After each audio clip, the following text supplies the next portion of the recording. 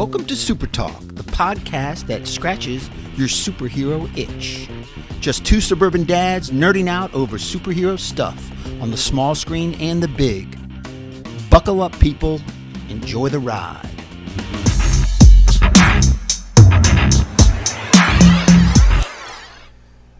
Let's go.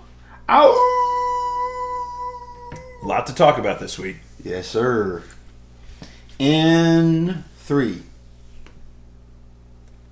Welcome to Super Talk, the weekly podcast dedicated to news and reviews of comic book media on the big and small screen. This is episode number 90. I'm your host, Brian Professor Pettis, and with me, as always, is my illustrious co-host, Titanium Tony Estrella. Titanium, we're only 10 away from 100. Can you believe it? 10? Wow, that's right around the corner. It's right around Christmas. It's actually the day after Christmas. Yeah, that's kind of crazy.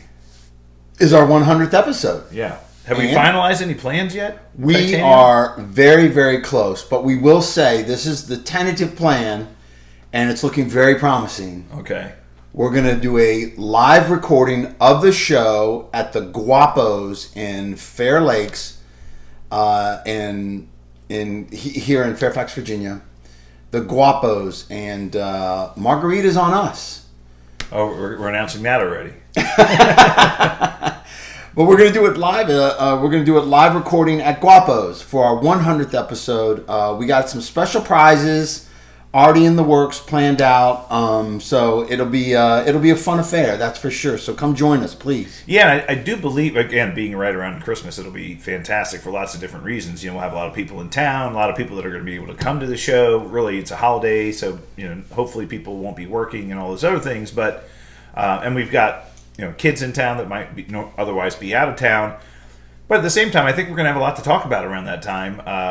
You know, I'm hopeful that we will have that Guardians of the Galaxy holiday special to talk about, which is coming out. And again, we haven't heard an official release date of when that's coming, whether it's between Thanksgiving and Christmas or around the Christmas time. But look, that could be just a fun time of the year regardless. So that'd be great. Absolutely. We always have something to talk about. I'm sure we'll figure something out. We'll figure it out. But December 26th, 1 o'clock at Guapos in Fair Lakes. It's going to be exciting. We're going to have some really cool giveaways. That'll be fun. Yeah, it'll be a lot of fun. All right, well, let's get episode 90 started. Before we get the show started, we'd like to thank the listeners that bring the show to you. Those are our patrons, and you can become a patron of the show by going to patreon.com/supertalk, patreon.com/supertalk. All you got to do is donate $1 for each episode we come out with, and you help support the show directly, and thanks to those of you who do it already, and we really appreciate your support. So if you want to become a patron, go to that link, and will really help us out. Let's jump right into the review section. We did have a penultimate episode of SheHulk this week, episode number 8. Thank God, finally we got the Daredevil episode. After so much promise and foresight, hey, it's coming, we know he's going to be in this series, we finally got the Daredevil episode. And I thought it was well done. It did not disappoint. It did not disappoint. I thought it actually over-delivered. Very well done. Holding true to the whole comedy, lawyer theme of the show, the Ally McBeal-ish theme of the show. I thought it was really smart the way they brought him in. I thought the story was engaging and made sense, and the humor was hilarious. So probably right up there with my favorite episode besides the training the first episode. montage. First episode. It's on level with that first episode. So I thought it was great. They really redeemed themselves. I think there was a little fear that there might have been some conflict between Charlie Cox and the Daredevil character because his Netflix series were very serious, very brooding, very, they touched on some very serious content, whereas She-Hulk is a sitcom type of a show, and they're like, how are we going to fit this really serious character into a sitcom? I think, like you said, I think they did it very well. Since the Netflix series was canceled, this is the most screen time that Charlie Cox has had since that happened as the Daredevil character. We saw him briefly for maybe 4 minutes. Oh, way more than in Spider-Man No Way Home. Yeah. But for us to get so much screen time with him, for him to bring both Matt Murdock, the lawyer, and Daredevil, the superhero, back to the screen for as much time as he was on the screen. I thought it was awesome. I really just... He looked great. I mean, those in glass houses shouldn't throw stones, but, did he look a little fat to you? I'm just kidding. He looked great. I thought it was awesome and a lot of fun. And what a cool, badass fight scene between them on top of the... I'm going to tell you. It was cool as shit. I really like that. That, I think, is the best fight scene of the show thus far. Even better than when, she was tussling with Bruce in the first episode. I mean, this was a legitimate fight scene. Oh, yeah. And he showed off his acrobatics and kind of his skills, but also what she's able to do. What do you think of the suit? Hers or his? Both. His... it was okay. I mean, it was basically the same suit he wore in the Daredevil series. Different color scheme. Just, painted a little bit of a yellow. Her suit was great. I thought it really showed off the SheHulk character very well. But the fight scene was awesome. Yeah, I think even at the lily pad, the secret hideout, that fight scene was brilliant. Great. I thought that was really awesome. Yeah. It was cool to get back into action. That's what they need more of. Yeah, and this episode really focused and centered around the reason why these two characters got together was there was a new, it is a character from the comic books, but we've never seen or heard of this character before, Frogman. He had a super suit that quote-unquote malfunctioned, and he was suing Luke, who is the costume designer that She-Hulk had been using to design all of her stuff. We've seen him in previous episodes. He wanted to sue him for breach of contract or faulty manufacturing or whatever it might be because his suit didn't work correctly. We saw him fail at trying to stop a robbery. Withstand 900 degrees Fahrenheit, and it caught fire, and he was all pissy. Right. So we find out that she is forced to represent Frogman because he's some spoiled rich kid and his father is a big client of the law firm. And we find out that Luke's lawyer happens to be Matt Murdock. Right. And that's how the two of them interact initially, is in the courtroom. He swiftly defeats her because he's able to use his heightened sense of smell to determine that Frogman put jet fuel in the costume instead of the fuel that was recommended by Luke to use, which caused it to catch fire, and therefore the case was burns a lot hotter, and so that pretty brilliant. It was pretty smart. It was a nice little lawyer bantering back and forth. It was great, and you kind of saw the same style of lawyer, the same lawyer that he is in the Netflix series. He was showing the same skills in this show, which was great. They did connect at a bar after the trial, and he was a lot of sexual tension, a lot of flirting with her a little bit, but he was also saying, "Hey, I think, you." One of the statements that he made was just great, and it's kind of what he does in his life. He's like, you can use the law to help people as Jennifer Walters, and use She-Hulk to help people when the law fails them. Right. And that's kind of what Daredevil does. He uses the law as Matt Murdock to help people, and then uses Daredevil to help people that the law fails. So I thought that was a great juxtaposition between the two characters, and they basically said that we're both very similar. And it's funny that she knew nothing about him, and he was like, "I'm Daredevil. What are you talking about?" It was kind of crazy. She does unmask him during their fight scene, and finds out that he is Daredevil. It's Matt Murdock, which I thought was very clever. And then they end up hooking up, which is interesting as well. Yeah. Right? So he does the walk of shame in the morning. That was hysterical. That was funny. There was some guy in some devil costume doing a walk of shame outside. That her friend Nikki comes in and was saying, and she's like, "Oh, I'm not going to say anything." That was great. A lot of Easter eggs dropped in this. Jennifer's, she broke the fourth wall several times. Actually, I think too much. I think she's been doing it too much in the whole show. But broke the said, "So what did you expect? A Hulk, and maybe he's red, and stuff like that." There's a lot of some Easter eggs to some other things. And Nikki comes walking out of the room, and she's got, cosmetic brushes in her hands and kind of like claws of Wolverine, and, doing a little bit of some of the Easter egg stuff. You mentioned pandering to the crowd, if you will. Yeah. The two of them have to fight together. Frogman, the client, ends up kidnapping Luke, wants to make him a better costume, or better He wants armor now. I guess he wants Yeah. an Iron Man kind of. Yeah, it was with somebody that speaks to me with a British accent. That he does mentions that to him. But the two of them actually, he had hired some goons, right? And Daredevil explains the difference between thugs and goons. Yeah, that was funny. Thugs, they believe in the cause and they're fighting for the cause, whereas goons are just there for the paycheck, right? Yeah. But it was interesting that he could hear how many of them were downstairs because of their heartbeats, and he really kind of showed off his powers, right? Yeah. Which was really cool. But yeah, the fight scene with the both of them was great. He brings up, how much property damage are you going to do today? That kind of thing, right? Because she's just all smash and grind, and he's like smart. Yeah, SheHulk smash. She just jumps through. And you just wasted too much time. I could just take them all out in a second. It was great. But then we got that was most of the episode, and I think that they teased the fact that the two of them may team up together in the future, whether it's on his series or some other series going forward, or maybe in She-Hulk season 2 or whatever. The two of them might get together again, which was great. But then at the end of the episode, we kind of transitioned to this award ceremony. She-Hulk had been nominated for Lawyer of the Year. It's funny, she broke the fourth wall and was like, "I kind of feels like the episode should be over, shouldn't it?" She's kind of teasing that, this is kind of winding down. I feel like the episode should be over. That was like the big climax.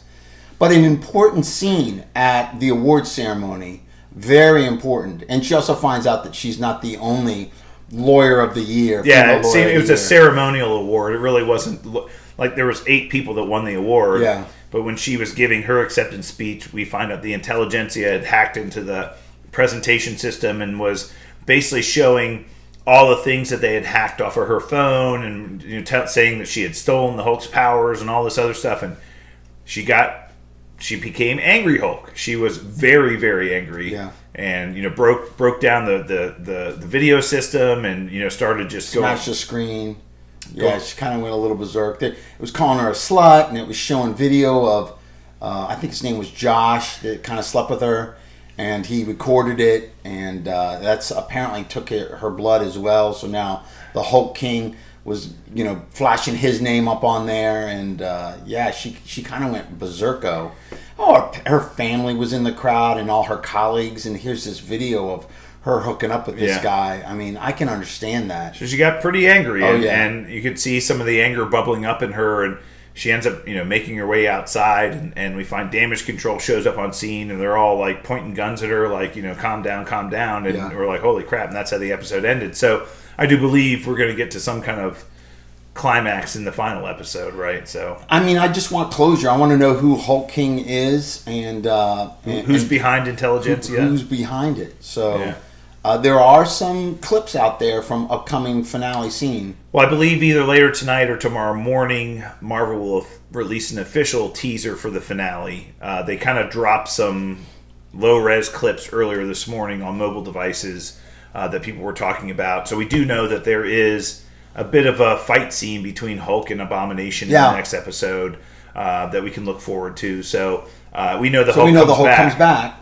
And we do know Titania's in that episode as well, because there were behind-the-scenes footage of Mark Ruffalo doing filming with the Titania character, and so we know that they're both in the same scenes together. So we'll kind of see how that works out and how things end up. But yeah, I mean, I think the whole redemption arc of Abomination was a little bit too convenient, and maybe we're going to find out. Maybe he has something to do with the Intelligentsia as well. Maybe he's the Hulk King. Maybe he is. Interesting. Yeah. That'd be good. It's been a fun show. I mean, the filler episodes were sleepers, but overall, it's a fun show. I mean, it's a good diversion. It is. I look at this very similar to the way I looked at about this time last year. We were watching What If, the series, and I look at it very similar. That What If was not like a world-breaking, just setting the world on fire type of series. Not something like a Loki was. That was just so compelling every week, or WandaVision, but it was a great diversion. It was something to fill the time, and I think it's been that for me. Very nice. Yeah. Let me ask you a question: would this be better as a special presentation, maybe a longer show, than a series, or do you think it was holding its own as a 9-series show?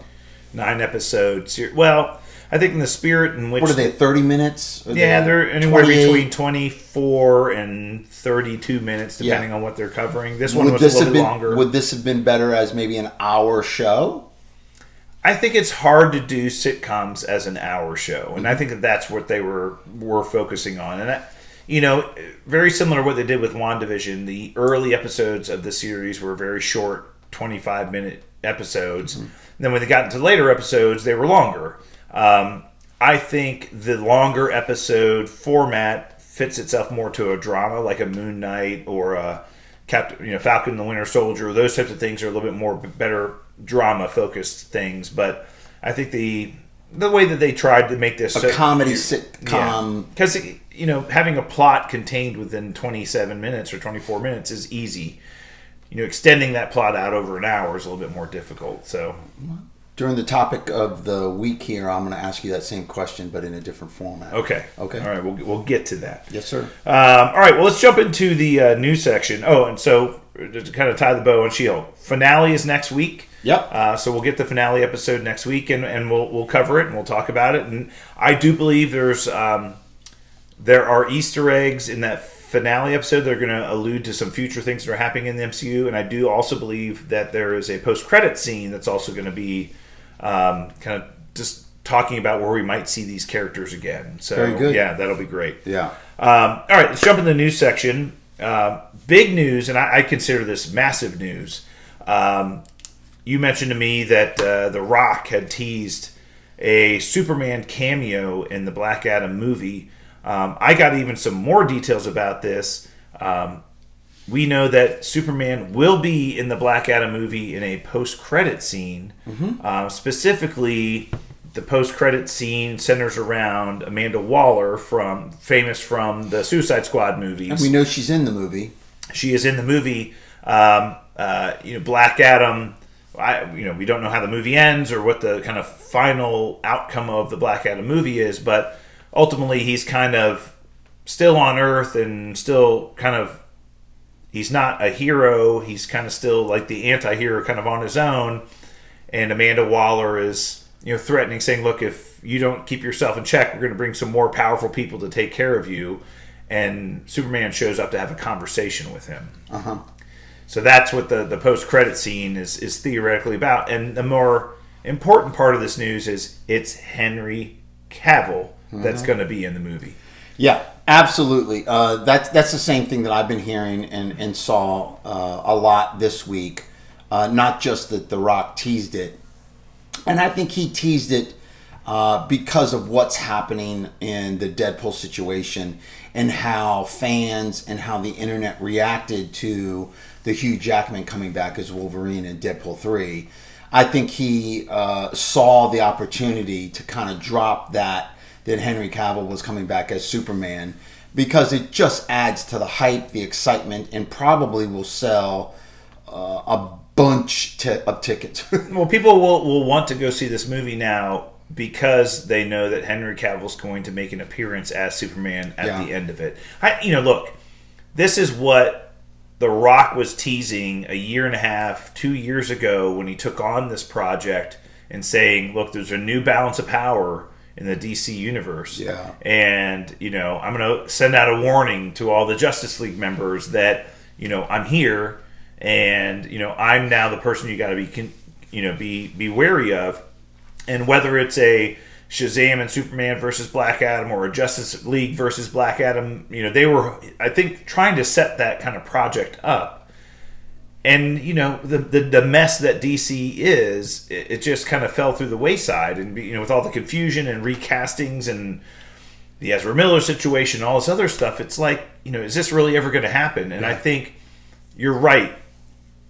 The Rock has so much influence. And I think he was the one who got this done. I have no doubt in my mind. No question. That Dwayne Johnson went to DC and said, you need to sign Henry Cavill. He needs to come back. He needs to be in my movie, and here's how I want to present him, and we need to set this up for the future. Get off your ass and make it happen. Because I would argue that Dwayne "The Rock" Johnson is probably the highest grossing action star in movies today. His movies make money. Sure. Oh yeah, he's a brand on himself, and I think even in the teaser that he said one of the greatest powers in the universe have been sitting on the sideline way too long On this planet, he said. No, he said no, correction. He said that Black Adam was the greatest power on the planet. On this planet. On this planet. One of the greatest powers in the universe has been sitting on the sideline too long. So he's talking about Superman, and he's talking about, thank God he pulled in here.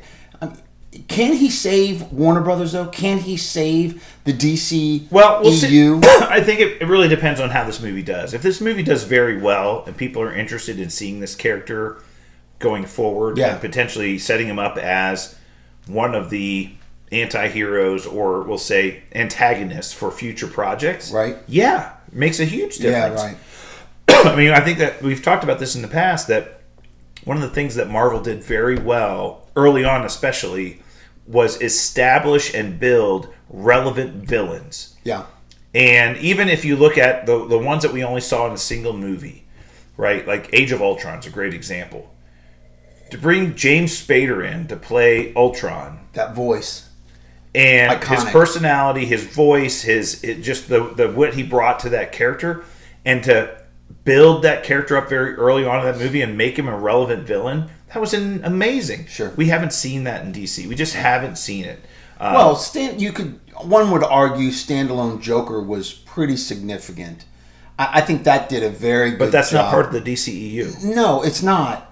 But that kind of story, that kind of villain character that the DCEU has in its holster, I just think... But that's my point. I think the work that they did in the Suicide Squad movie, for example, not the Suicide Squad, the original Suicide Squad movie, to bring in Jared Leto to build and create this villain of the Joker, and even have Ben Affleck make a cameo in the movie to kind of set him up as kind of a potential, adversary, and then to dispose of that character and the actor who played that character, you just lost him. Yeah. Lost him. And we had Lex Luthor was in the Batman versus Superman movie. Never saw him again. Yeah. And they had Deathstroke make a cameo at the end of that movie. Yeah. Never saw him again. Nothing. Right? So I think establishing Black Adam as a relevant villain, and we'll say antagonist because he's an anti-hero. Dwayne Johnson doesn't want to ever be a villain, but he's as an antagonist, I think is important. And setting up conflict with the Justice League, really hugely important. And the other big thing about this news is Henry Cavil is now, I think, going to be in the Flash movie as well. Obviously, it sounds like they've signed him on to an extension. They've signed him to come back and reprise the role. They've said now we are working on a Man of Steel 2 movie. He is going to make an appearance in the Black Adam movie, as we just mentioned, and he's going to make an appearance in the Flash movie as well. And we're working on Man of Steel 2. They brought Ezra Miller back for reshoots. Because I think of that. Because of that. Yeah, I think absolutely, huge. That's good news. Yeah, huge news. And you know what? You and I are huge fans of Henry Cavill. I think Man of Steel, the original Man of Steel, one of my favorite movies. While it did not do great in the box office, it is probably my second or third favorite DCEU movie, right behind maybe the original Wonder Woman and Aquaman. Oh. I think Man of Steel is right there. Oh, okay. I mean that if I'm going to rank the DCEU movies, that movie is right there. Now the Batman's not a part of that. Is that a standalone? That's not part of the DCEU. You're talking about movies that have the whole other connected characters. universe. Okay. Yeah. Like I would not consider that. I would not consider the Joker movie part of that. No, I'm talking about, if you want to list those movies, it's Man of Steel. As a matter of fact, the original Green Lantern would have been part of that, but then we know what happened to that. Yeah. But yeah, Man of Steel, Batman versus Superman, Justice League, Wonder Woman, Aquaman, like that series of movies. Yeah, Man of Steel is right up there. It's a great movie. I've watched that so many times. It's a good movie. Same. Yeah. So big news. I'm really happy for that. So tell me, you heard some news about Oscar Isaac. He came out and made Yeah, an announcement? I guess during New York Comic Con, they were interviewing him, and he said that you have not, and his quote was, "You have not seen the last of the Moon Knight system." I don't know what that means, the system. But he definitely said, well, you haven't maybe seen it's the last like the system of all the characters that are part of Moon Knight. Maybe that's what he meant. Oh, whatever he meant, Yeah. I'm digging it. So definitely going to be in the MCU again. It's just How and where, right? how and where. Now we can speculate, like, when will Moon Knight show up again? So that'll be interesting. I hope sooner than later. But we'll get into some other news where we can kind of speculate. Well, we also got that little teaser a couple months back where there was somebody posted something on TikTok or something where they found the director and Oscar Isaac both on a boat in Cairo, and she asked him, when are we going to see Moon Knight again? And he goes, "Why do you think we're in Cairo?" Right. So maybe they already have something in the plans. And again, we know Kevin Feige and all of his executives went out to some retreat and planned out the next 7 or 8 years of Marvel. And maybe they already have something in the plans. They just haven't announced anything yet. Yeah. Right? We don't know. So we'll find out. Got some news that the Ant-Man and the Wasp Quantumania trailer is likely going to be released either with the Black Adam movie or with Wakanda Forever, or somewhere in between. You surmised last week that wouldn't it be great for them to drop this trailer and have it fronting the Black Adam movie and steal some of their thunder? It's definitely going to be before Wakanda Forever. For sure. For sure. I think worst case scenario, it comes out like that Tuesday before the premiere of Wakanda Forever so that it's in the theaters with the Wakanda Forever. I think that's late. I think we're going to get it earlier than that. Well, there's only 2 weeks or 4 weeks between those projects. So Yes. Black Adam comes out next week, next Friday, a week from this Friday, I believe. Well, we're going to go see it next Thursday. Or a week from this Thursday. Right. A week from this Thursday. That's when Black Adam comes out, and I think Wakanda Forever is 4 weeks after that. So what you're saying is between those two dates is when we're going to get If it doesn't drop during Black Adam, or the day or 2 days before Black Adam, we're going to get it at least 2 weeks before. I think I'm speculating. No, that's what I agree with you. It'll be I think it's going to be sometime between the two projects. But how exciting is that? We're going to get a trailer for that movie. Yeah, that'll be great. Yeah, I think they need to start promoting that movie because it's right around the corner. It's right after the holidays. It's early, kind of late winter or whatever you want to call it. But yeah, I mean, we gotta get something kind of hyped up about that because once Wakanda Forever's in the theaters and it has its run, the hype train around Ant-Man and the Wasp, Quantumania, will be full steam. It has to be. Yeah. Yeah, and it needs to ride the wave that Wakanda Forever is going to build because it is going to be substantial. I think this movie is going to be gangbusters. I really do. I think a lot's riding on that movie being successful. Well, for a lot of reasons. Considering what the products that they've been putting out lately have been, like we've said 100 times, they've been good, but not great. Yeah. I just hope the story's great. That's been I think the weakness that we've seen in some of the movies in Phase 4 thus far is that the stories have been a little weak. Mm-hmm. Actors have been great. Special effects have been pretty good. Decent. Yeah, but the story has been lackluster at times, right? And look, Ryan Coogler is incredibly talented. And what he did with the original movie was off the charts. Yep. I mean, it was groundbreaking in a lot of ways. And I think he was handed a very difficult, he's dealt a very difficult hand here, and how he plays it is up to him. Now, that being said, one thing I know is cinematically it'll be fantastic. The guy has an amazing eye. He knows how to, very similar to what we were talking about Chloe Zhao when she did The Eternals. That movie was cinematically beautiful. Yeah. I mean, the special effects were fantastic. The cinema was incredible. Story was okay. Yeah. But I think the way that it was shot was great. Now, Ryan Coogler will knock that out of the park. Yeah. And I think that'll be fantastic. The question is the story going to be good? And the fact the movie's pretty long, it better be good because people will be bored, right? Yeah. Well, already some of the visuals coming out of that movie have been blowing me away. Even the trailer. Unbelievable. Yeah. I think the music, the scenery, Namor himself. Well, but they're banking a lot on this franchise. They're banking a lot on Wakanda. Now, they've obviously, I think, stepped a little bit away from the Black Panther character, and now they're focusing on Wakanda, right? There's talk now of we've got this movie. There's going to be a Wakanda-specific Disney Plus series. They're talking about maybe doing an Okoye series on a standalone. Well, what about the tie into Ironheart? I mean, right, Ironheart. We're going to get introduced to her, Riri Williams. Right. We're going to get introduced to her. She's kind of a big part of this movie. And then that's going to lead into the Ironheart series itself. So they got a lot riding on this. I mean, if I think this movie needs to be good. Yeah. And I think there's a lot of expectations for it. Now, to your point, I think it's going to do very well in the theaters regardless. I think it's going to do very well. But it does need to be good. And I think we'll talk in another news item. I'll make some allusions. But I think there's a lot riding on Ryan Coogler for this for a lot of different reasons as well. So, I agree. Yeah. The next piece of news is that, and this is kind of what I was alluding to a second ago, Mikey Sutton, one of the industry insiders, very prevalent on Twitter and Instagram, he made an announcement that he believes wholeheartedly, and this is based on some of his connections in the industry, that the Russo brothers have the first right of refusal to the Avengers Secret Wars directing job.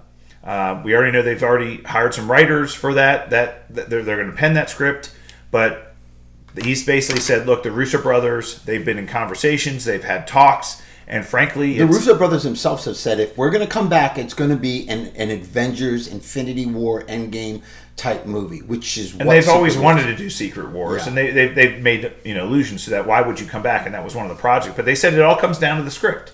Right. Script and timing. Is the timing right and is the script right? So they got to get the script right, and the timing has to work for them. That being said, they pushed the movie back. Secret Wars. Yes. They did. Yep. From the date that they announced at. What's the date now? I don't know. How do you know they pushed it back? I'm positive they pushed it back, but I don't know the date.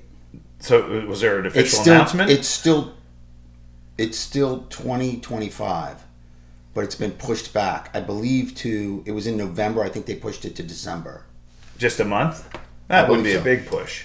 Well, I personally thought it was very ambitious for them to have 2 Avengers movies in a single year, right? Because Avengers Kang Dynasty is coming out earlier that year, and then Secret Wars was coming out at the end of the year, and I thought that was very ambitious. So I know it didn't say 2026. I was shocked. No, it was the same year. It's the same year. It's 2025, and it was supposed to come back in November, right? I believe so. And the Kang Dynasty is in April or May or something. April or May? Yeah. Yeah, we can go back and look at some old notes, but yeah, I believe that's the time frame. Right. But at the same time, again, this news says it's the Russo brothers' job if they want it, and right. I think we'll find out pretty quickly if they do want it. I mentioned Ryan Coogler before because I think he would be somebody that Marvel would be happy to hand that project to, but depending on how much he's already been saddled with, again, we talked about the fact that he's potentially got another Disney Plus series in the works for Wakanda, potentially an Okoye series that he would be doing. I don't know how attached he is to the Ironheart series. Is he attached or not? He's good. I think he's involved in that series. So is this something he can even take on? Right. But I think he was somebody I was thinking they were looking to peg for that role. But look, there would be nobody else I would rather trust that movie to than the Russo brothers. Nobody. How excited were you when you heard that? They've made 3 of the best movies in the MCU by far. No question. Captain America Winter Soldier, Avengers Infinity War, Avengers Endgame. Huge. 3 of the best movies in the MCU and 2 of the highest grossing movies of all time. Yeah, I mean, in the Russo brothers we trust. Right. So if that, look, and I think we're a ways away from finding that out. But the fact is, I do agree with that. I think it's their job if they want it. Yeah. I agree. We've got Patty Jenkins was in, I believe, a film festival over in Italy. And she, somebody asked her about what's going on with Wonder Woman. And she said, hey, when we started that first movie, I had no idea we would make a second one, let alone a third. But, we kind of got greenlit for the third. And she's like, I've been working my butt off. And frankly, I just finished the script for Wonder Woman 3. So She confirmed that the script is done. Like, I've actually just finished it. And so we're, going to obviously be, hiring producers and actors and things like that and casting roles. But she's like, yeah, the script for 3 is done. We're going to be making some final edits. But that's great news. Should they run it by The Rock before they... Yeah, what does he think? All right. Who knows? Maybe Black Adam makes an appearance in Wonder Woman 3. But I hope they learn from their mistakes. Right. First movie, knocked it out of the park. Oh, yeah, no question. Knocked it out of the park. Second movie, saddled with a lot of issues, specifically around COVID. That was just, it was going to come out, and it wasn't going to come out, and they kind of rushed it and didn't rush it, and then it came out on HBO Max, and there was like all kinds of other stuff that was happening there. Plot was a little weak. Very weak. It tried to be bigger than it needed to be. Exactly. There wasn't the big fight scene between Cheetah and Wonder Woman. I mean, but just for a few seconds at the end. Right. I mean, come on. Yeah. That's almost criminal. But you have Gal Gadot. And, okay. I mean... Smoke show. Could stare at her all day. Right. I agree. Put her on screen and just have her read tweets, and I'll watch it. But, I mean... I'd pay $17.50 to go watch her read tweets on the big screen. But that being said, Wonder Woman is such a great character, and that first movie really set the tone. Come back and do something on par with that, please. Yeah. And there's begging you. Plenty of characters, plenty of villains to draw from. I think that they'll do something. And again, I don't know what she's doing, but the fact that she's confirmed that the script is written is huge for that project. And again, I think there's a lot up in the air right now with Warner Brothers Discovery, with the merger and the budget and all kinds of other things we don't know about. But hey, we'll see. Good news. See what happens. Yeah, Great. Really good news. For those of you who are fans of Todd McFarlane, I'm personally a huge fan of Todd McFarlane, one of the most prolific comic book pencilers. He took over Spider-Man in like the heyday of Spider-Man. He was the one who penciled Venom for the first time around Spider-Man 300. He really changed the way that Spider-Man was drawn in comic books. He ended up leaving Marvel and went over. There was a bunch of pencilers that left Marvel at the same time. Todd McFarlane, Jim Lee, Rob Liefeld. They were all very prevalent artists at Marvel Comics. They all left simultaneously to go to a new startup comic book publisher called Image Comics, and they were all given free reign. Create your own characters, draw them the way you want. It was liberating for them. They got paid a ton of money to do so. Well, Todd McFarlane created this new character called Spawn in the comic books, and it had a huge run and became very popular very quickly simply because he's just a phenomenal artist. They came out with a movie for that comic book back in the, I'm going to say like the mid to late 90s. Yeah. And it was pretty bad. It was less than good is what I'll say.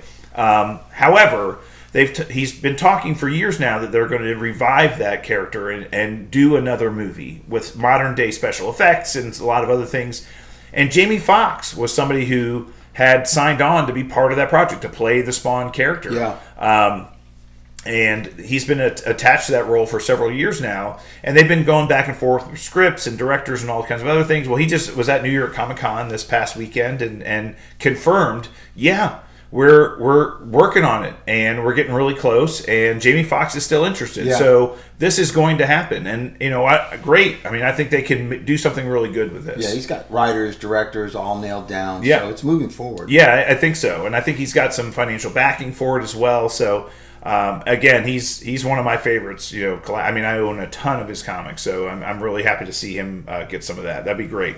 Fun fact for you. Yeah. My brother was working for a CGI special effects studio that was run by Thomas Dolby.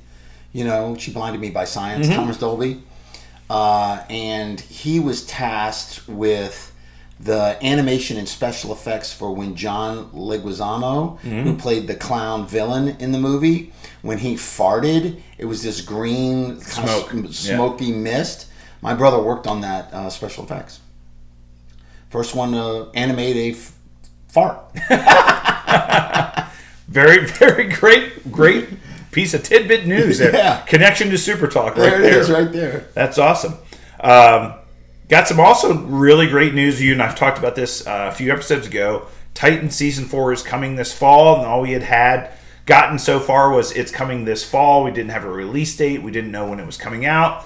We finally got confirmation this past weekend. They had a Titans panel at New York City Comic Con this past weekend, and they dropped a teaser trailer for Titan Season 4, and they gave us a date. It is coming out November 3rd on HBO Max. That's a guilty pleasure of mine, yeah. And the teaser that they dropped kind of was this whole satanic, kind of teaser, ritual kind of thing. They're in it, and then they show this hand coming out of this big pool of blood, and I'm like, oh, what are we getting into?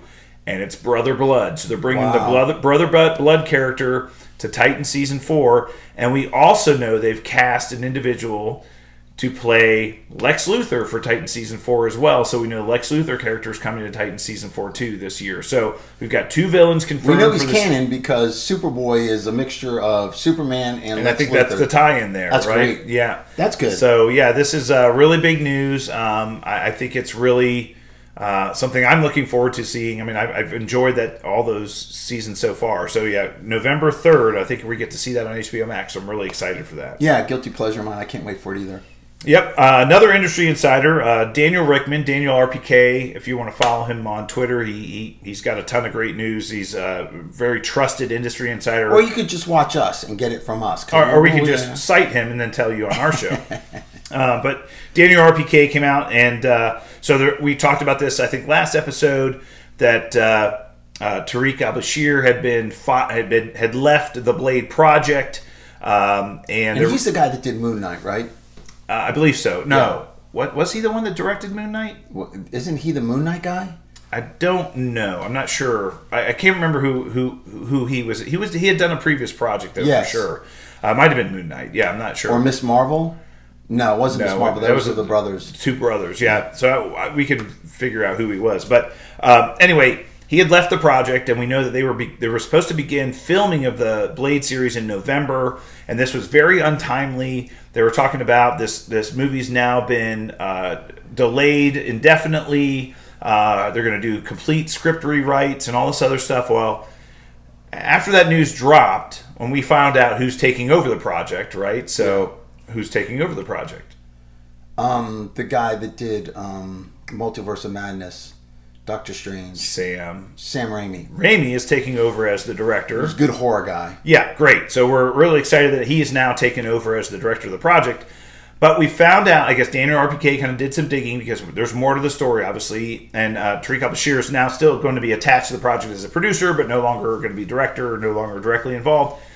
Daniel RPK came out and said, hey, you know what? He was effectively fired. He was fired as director. And the reason he was fired is that he kept trying to dump some things into the movie. He kept trying to make some edits to the script. Number one, the original script was very weak, and he tried awful. He tried to keep pushing some things in there, and Mahershala Ali was like, "This sucks. This is terrible. I'm not doing this." And there was a lot of friction, a lot of tension on amongst the two of them about the script specifically. From what I heard, there were 2 weak fight scenes in the whole movie. 2 fight scenes in the entire movie. But what made Wesley Snipes, those movies, so popular was he was kicking ass throughout the whole movie. The first 2 movies, he was kicking ass. All he did was slicing vampires. There were supposedly 2 fight scenes in the entire movie. Ridiculous. Yeah. And then I told you what I also heard. It was like a mentor movie. This small girl child, he was mentoring her because she had similar powers to him. I mean, why would you want... I mean, come on. That doesn't make sense. So, effectively, he was fired. That's the news. And it was really because of the tension between the 2 of them. Yeah.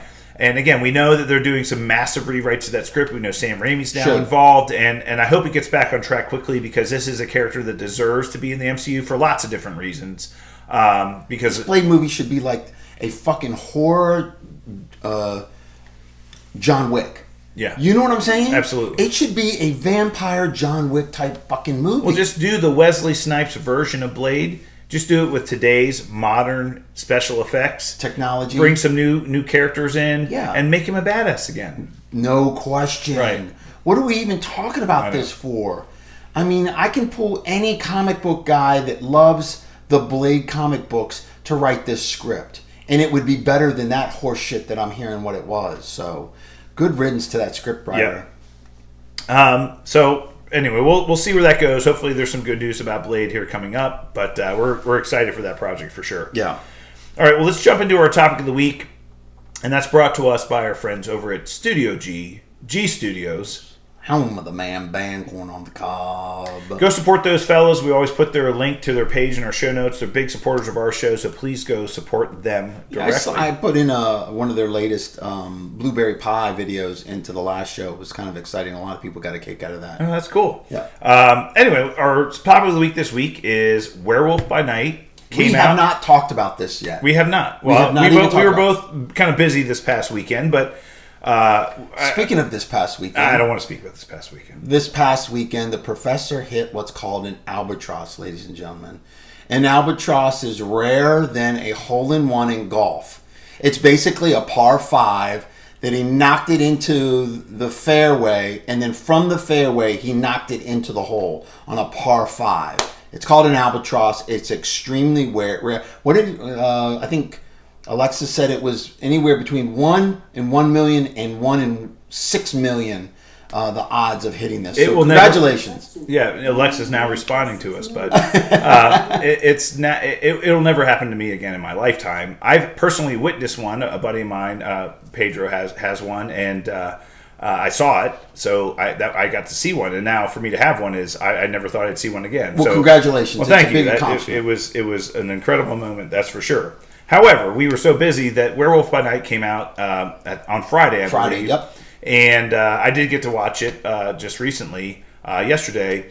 And, it was great. You mentioned, you texted me yesterday, you're like, Werewolf by Night's pretty good. And I'm like, yeah. So this was a Marvel Studios special presentation. And it's like a one-off, just a single episode, one project, one thing. We're just giving it to you. It was a complete standalone, which I really liked. It didn't tie into any future stories.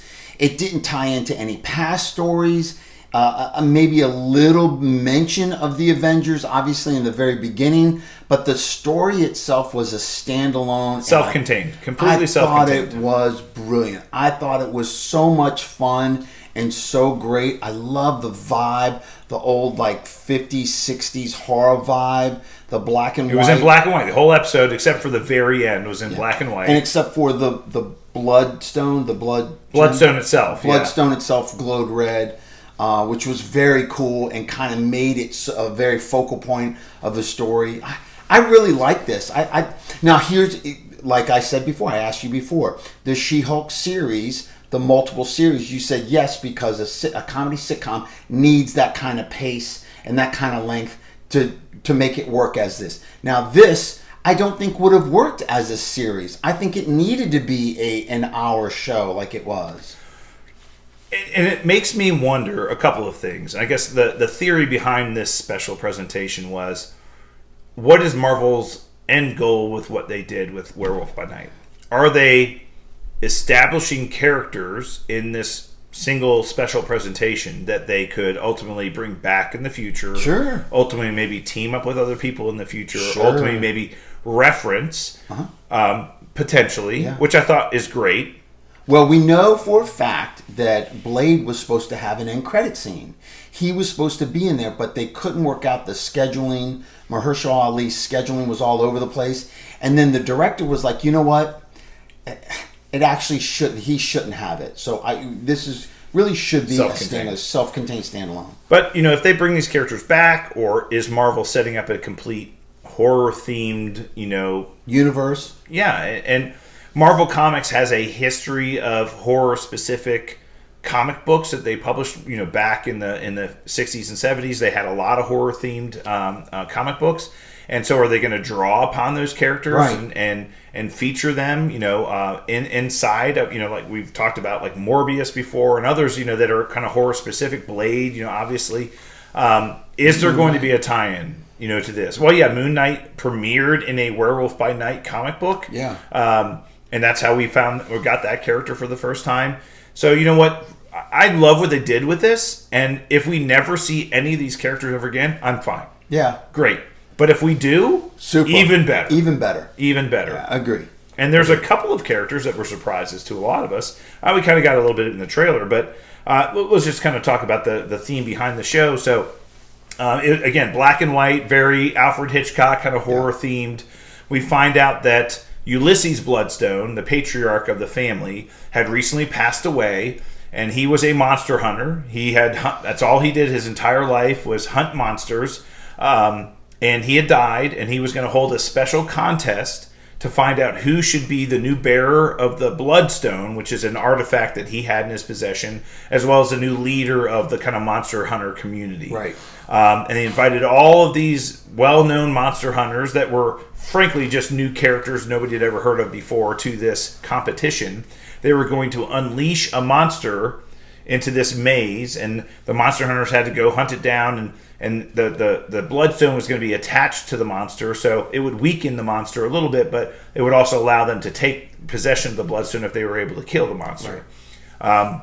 We get introduced to all these people. One of the people that shows up is Elsa Bloodstone, who happens to be the daughter of Ulysses Bloodstone. We find out they've been estranged for over 20 years. Yeah. And she's come back to kind of take possession of the Bloodstone, even though she wasn't invited.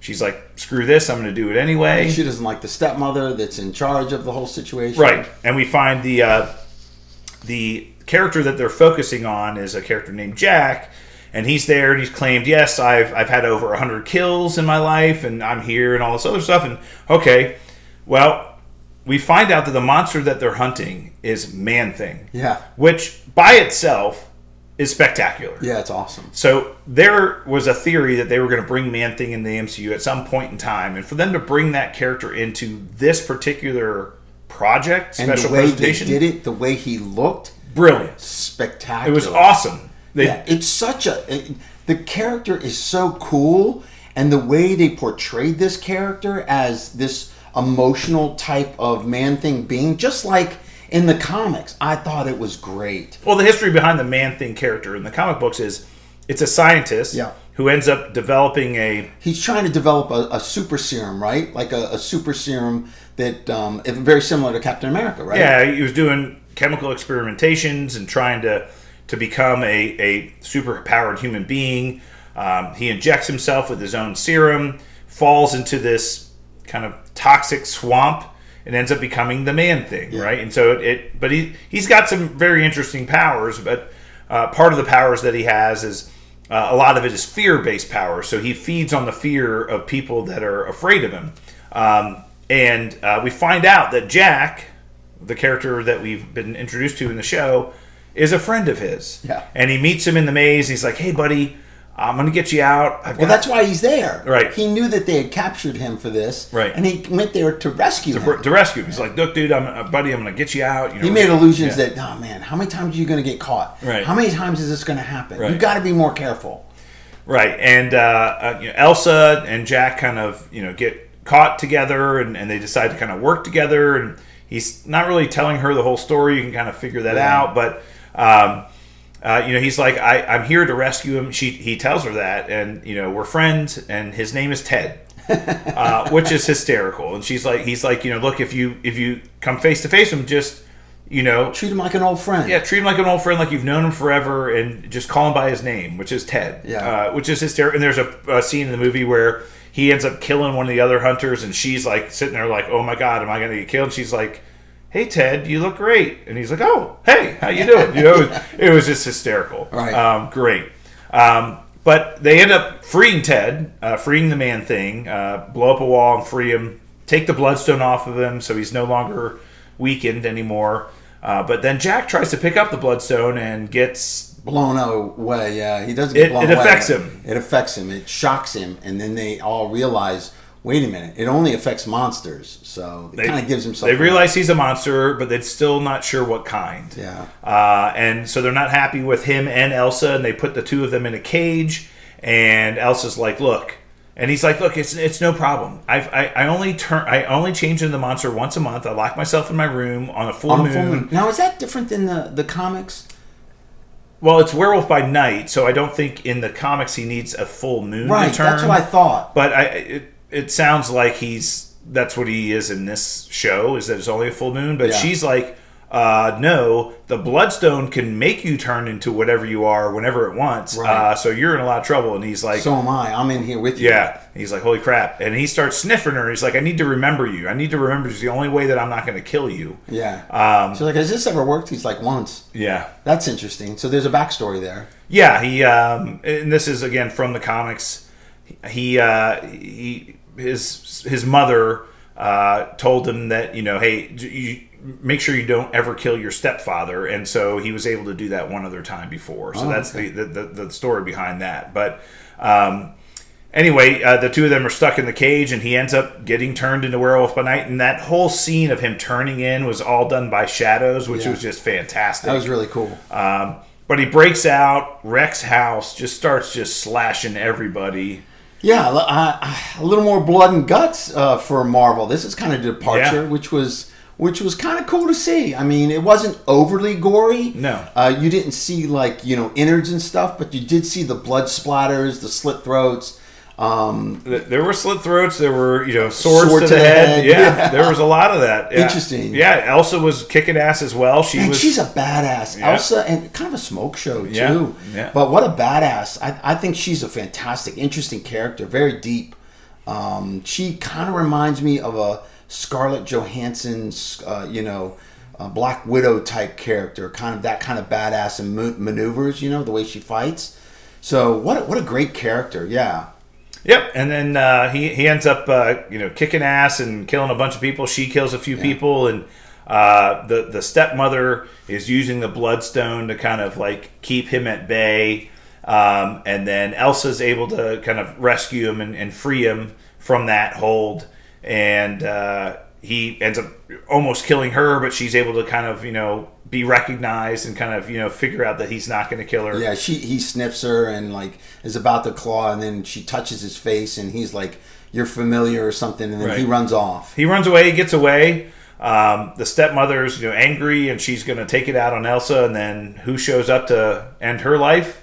The Man-Thing. Man-Thing just jumps in and just disintegrates her, and it was fantastic. Yeah. I thought this was great. Yeah, I mean, for whatever it was, 48 minutes or whatever, it was a great little special. Minutes, great little special. I think the effects were fantastic. The story was fantastic. The acting was fantastic. I thought it was great. The only thing I didn't like, and this is the only thing, everything else was absolutely perfect, for me at least. I really enjoyed this. The only question I have, and I know why they did it, is the way the werewolf looked was a little old school. I mean, and I know they did that on purpose. They wanted to keep him just a costume, prosthetics, and not CGI. They didn't want that digital technology. Well, the other reason they did that is because that's exactly how he looked in the comics. He did not look like your prototypical werewolf, huge with a big snout and everything else. He looked like a man who had been turned into a part wolf. Yeah, it just looked a little Teen Wolfish to me. You know what I'm saying? It was very Teen Wolfish. Yeah, and just a little bit of that. I thought Morbius looked way more better. Looked like, that was badass. The way Morbius looked. Not a great movie, but the way he looked was amazing. But it still works for me. It still reminded me of the comics. It's still... what a great story. That was just my one. And I think they did that for a couple of reasons. One, they wanted to, I think, stay true to the way he looked in the original comic books. Cut costs too. I mean, well, the other part of it is I think they wanted it to look like it was done in the 40s or 50s, right? Just like it was a black and white, kind of thing, and that's the way they would have done it back then. But Man-Thing looked fantastic. He looked amazing. Yeah. He looked ripped straight out of the comic. Oh, it was awesome. It was awesome. That was great. And what a great show. The end credit scene with the two of them were talking about going to get sushi somewhere. All in color, yeah. Oh, it was awesome. I really liked this. I thought it was brilliant, and I hope they do more of these. And we've talked about that. We've alluded to this in the past. So both Werewolf by Night and Man-Thing are monsters themselves, but they hunt monsters that are hunting other people. That's what they do. Yeah. They fight and hunt. Now, Jack actually mentioned, he's like, I've tussled with that guy a few times. And he was looking at a vampire whose head was on the wall. So he fights monsters who are preying on other people. And the fact of the matter is, Werewolf by Night was created. He became a werewolf because Dracula, his father was hunting Dracula. Dracula had a werewolf in his service. The werewolf bit his father, and then that gene was passed along his gene line, and that's how he became Werewolf by Night. So there's some tie into Dracula and everything else. Look, we've talked about this. If Marvel is going down the road of setting up something like a Midnight Suns type of team of superheroes and super monsters who are now going to be hunting other monsters, a team of monsters, supernatural. Well, you team up Man-Thing Werewolf by Night, Elsa Bloodstone, Blade, Black Knight, Moon Knight, Ghost Rider. There you go. That's Doctor Strange. I mean, that'd be fantastic. All of them, or any of them, it would be great. Yeah. So maybe Phase 7. Yeah, exactly. So, look, I thought it was great. If you haven't watched it, go out and check it out, people. It really was entertaining, and it's a fun little watch. It wasn't too gory or too crazy, too scary, or not too scary. Like yeah. Good. Great show, Professor. The bell has rung. School is over. All right, well, that's it for us this week. We'll be back next week for more Super Talk. To get in touch with us on social media, hit us up via email, supertalkpodcast@outlook.com, or at SuperTalkPod on Twitter. Until then, stay super, everyone. Boom. And we're out. And we out. Everyone